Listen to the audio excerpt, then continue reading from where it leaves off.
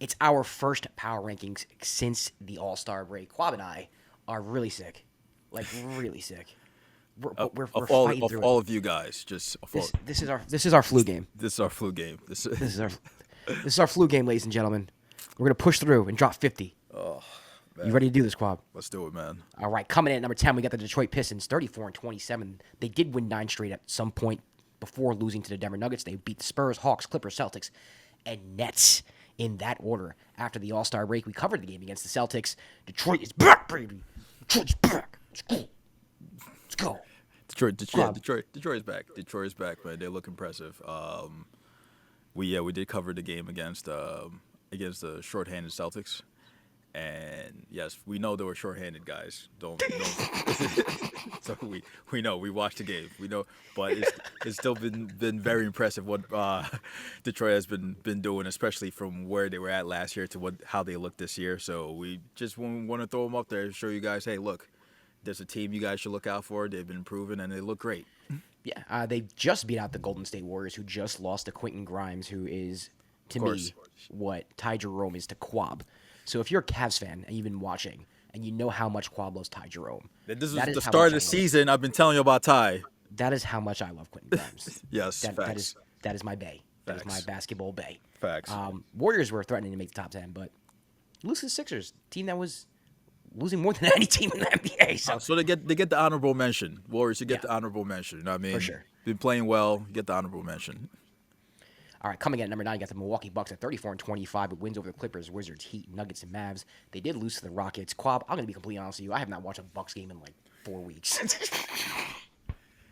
But they've been playing well, bro. And I feel like we have to put them on here. Like Quietly. just because I haven't watched it doesn't mean I can't acknowledge the fact that they are 4th in the East and they are 34-25 and they've been playing better basketball of late.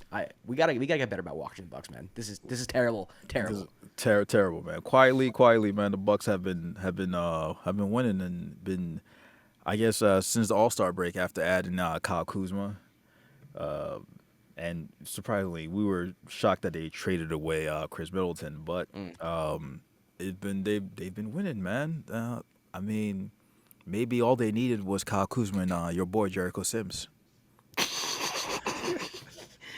Sims is the difference. Sims is Portis, the and difference. Bobby Portis has been out, so maybe that frees up a little bit for Brook Lopez Oh, there yeah, offensively. the suspension by Bobby Portis, that's crazy, yeah. So I'm talking to my ass, bro. I haven't watched the Bucks. Watch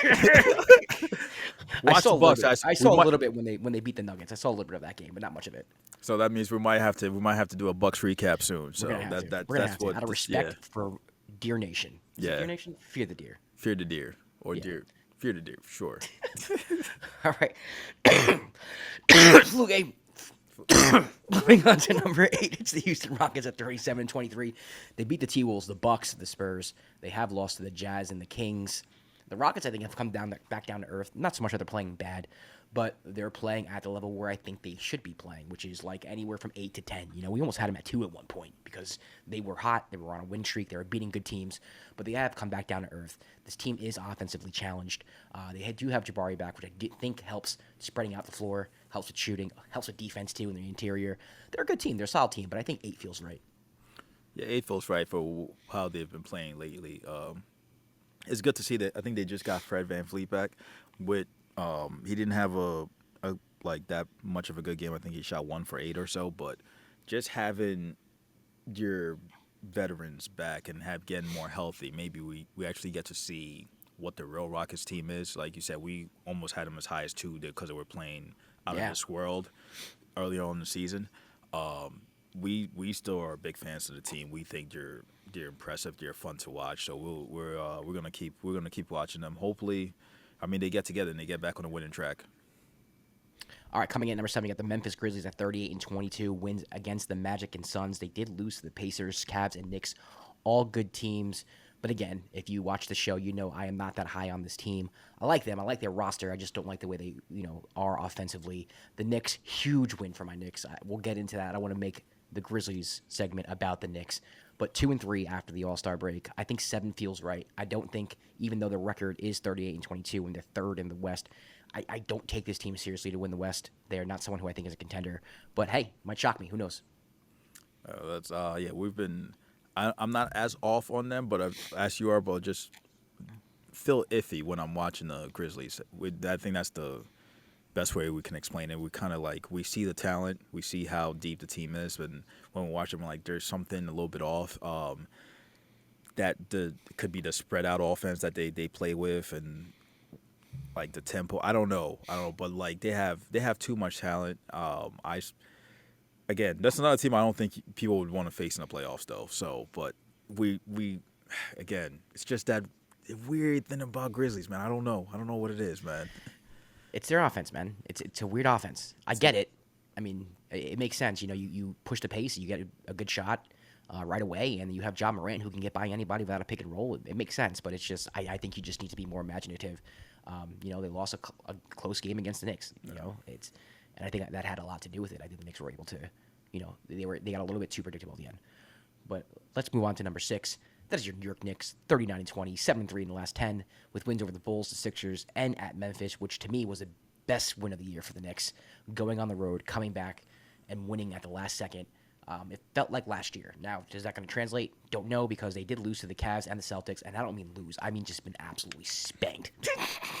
They're just the best of the non-contenders. That's how I look at it. Or not even the best of the non-contenders, but one of the best of the non-contenders. Until they can beat the Cavs, the Thunder, the Celtics, and honestly, even the Lakers, because they haven't beat the Lakers yet. It's hard to take this team seriously. Yeah, team inconsistent. That's what it is. This team, you put them team second tier. That's who they are. Like they've been inconsistent all year. The defense, the defensive numbers are so bad But Mitch is back, baby. For a tips team. Like I don't. Mitch is back, baby. But Mitch is back. Mitch is back. Mitch is back. So hopefully that changes that around, especially with the defense and the rebounding. But yeah, it's been a struggle for Josh. If you guys been watching this show, it's been a struggle for Josh to support this team all year because they've been putting him through the ringer. Anytime we have to recap him against the top team, it's been bad. But this is where we have Our to. Knicks reactions are them getting smacked. Let's Yeah, just be honest. yep, and just Josh, just like I'm over this. They're great. Go back and watch the Knicks losses against that we recapped against the Thunder, against the Celtics and the Cavs. It's comedy. Not pretty. And then when we do recap when they win, we get 50 views. Facts. Whatever. Let's move on to number 5. It's the LA Lakers at 37-21, 5 straight wins. They did open up the All-Star break after the All-Star break with a loss in Charlotte, which is terrible after losing to the Jazz, but whatever. They beat the Blazers, Nuggets, Mavs, T-Wolves, and Clippers. An impressive 5-game winning streak there. Doing it on the defensive end. I'm not as sold as like the national media is on the Lakers, but I am acknowledging that right now they look really good. LeBron at any given moment looks like the best player on the court. Shout out to Colin Cowherd who said that.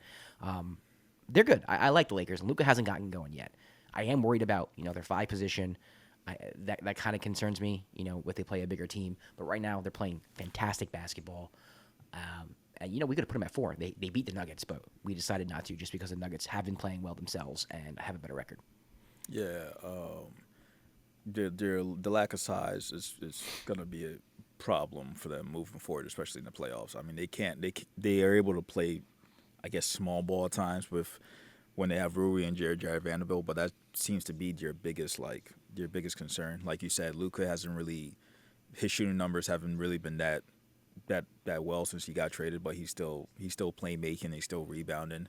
The benefit of having Luka and having Austin Reeves has allowed LeBron to be able to take over games later on in quarters, which I think has been a big factor why his numbers have kind of been so good later on in games since the trade. But yeah, we have him there, and hopefully, I don't know if you're going to be able to address the size in the what is the buyout like? I think Alex Len. They're running with Jackson Hayes. I mean, it is what it is at this point. So I guess that's that. This is who they are.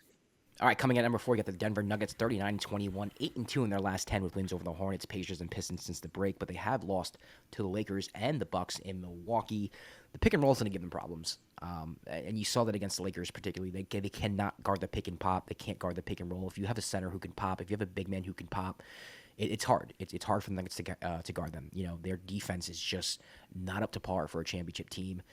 I think they're high up right now because A, their record, and B, we've seen them win a championship. So there's a little more faith that we have for this team. But they got to figure it out on the defensive end, man. The Lakers made it look silly. Yeah, they did. They did. That was kind of crazy to watch. But this is a team I think all year. Anytime we did power rankings, we were like, we wonder what move you're gonna make at the trade deadline to help the team, and they didn't do anything. So Right. this is who they are. Like you said, the pick and roll is gonna give them problems. Throughout all that, Jokic is having another MVP season, putting up crazy numbers. We've talked about how Westbrook has been able to fit in well. Aaron Gordon's shooting numbers has actually been crazy this year, ever since he got back from injury. And a lot of younger players have been playing well. They have pieces. It's just they're some of your losses, especially how they end up losing. It can look concerning.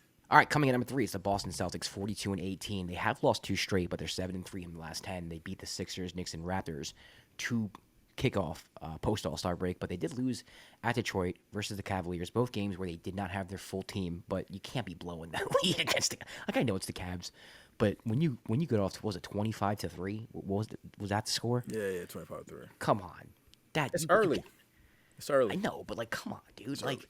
you have to win that game. Like, I know it's early. I know there's 4 quarters, but an embarrassing loss. I'm sorry, that's an embarrassing loss.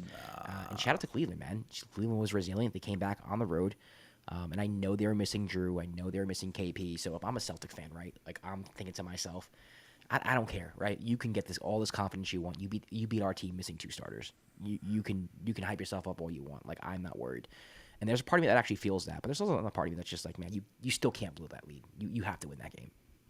I mean, I understand what you're saying, but it's just especially in this new NBA, that's not that bleed is not it's not that big. You can come back from that, especially that early on in the game, and like you said, they were missing 2 of their starters. But before these 2 losses, the Celtics have looked really like the championship Celtics in terms of how serious they've been playing, how well they've been playing.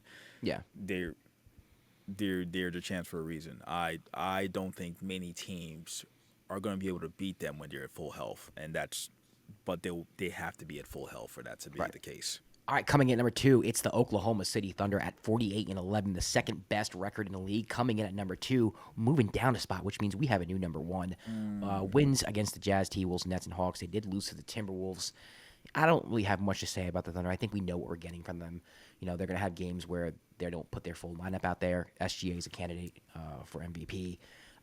When they lost to the Timberwolves, like, to me, it doesn't mean much. You're going to catch L's. It's a schedule thing. Like, not a big deal. So I don't have much to say. They're the best team defensively in the league, and I think when you're the best, when you're that good defensively, you have a lot of room for error on the offensive end. It's just whether or not they're going to be able to hit their threes like they didn't do against Dallas last year. I think to me, the loss against the T-Wolves was more concerning in comparison. If you could compare it to the Celtics blowing that lead, because that was a late game lead the Thunder blew, and it was like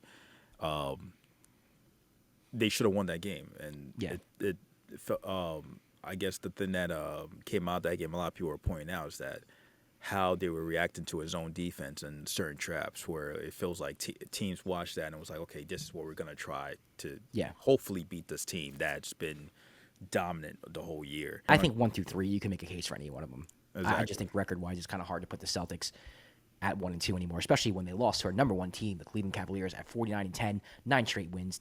Post All-Star break, they beat the Nets, the Knicks, the Grizzlies, the Magic, the Celtics. Beat the crap out of the Knicks. I mean, they're back. They're back. We were talking about peaks and valleys, with the season, but they're back. DeAndre Hunter fits beautifully with this team. Ty Jerome has been balling out. Shout out to Kwab. Right now, I think it's safe to say that they deserve the 1 spot, having the best record in the league and having, the week and a half that they had post All-Star break. Yeah, definitely, they deserve the 1 spot. And I think the reason why the Celtics lead wasn't that big of a deal was because Ty Jerome hadn't played yet. So that's when he checked in the game. Difference. That's why you have a Ty Jerome, guys. He deserves an award. I don't know what, but give him an award, David. He deserves something. He deserves something, man. I don't know what it is. Most improved, 6 man. Something. Best teammate of the year. Something. Ty Jerome fam. The Ty Jerome propaganda is strong over here. Just so you know, okay. All right, listen, that's gonna do it for our power rankings. Kwab and I are really like we're really sick. Like I have not gotten out of bed Yeah. in a really long time. But we powered through to give you our power rankings because we haven't really dropped content in a while. We wanted to do Celtics, Cavs, but sick. Couldn't do it. Yeah. But we'll see. I don't know what the schedule looks like tomorrow, Kwab, but we're gonna take a look at what games to react to. Let us know what games you want us to react to in the comments below. That'd be good. I would appreciate that. I'll put that as the comment. Let us know what games you want us to react to this week. And see how he didn't say the Hornets, guys. See how he didn't say it this time. See how he didn't say it this time. The comment with the most likes is a game we'll react to, no matter what it is. Oh, that's dicey, bro. That's dicey. But I hear that. Okay. The dime for the fans, baby. For the fans. We're for the fans.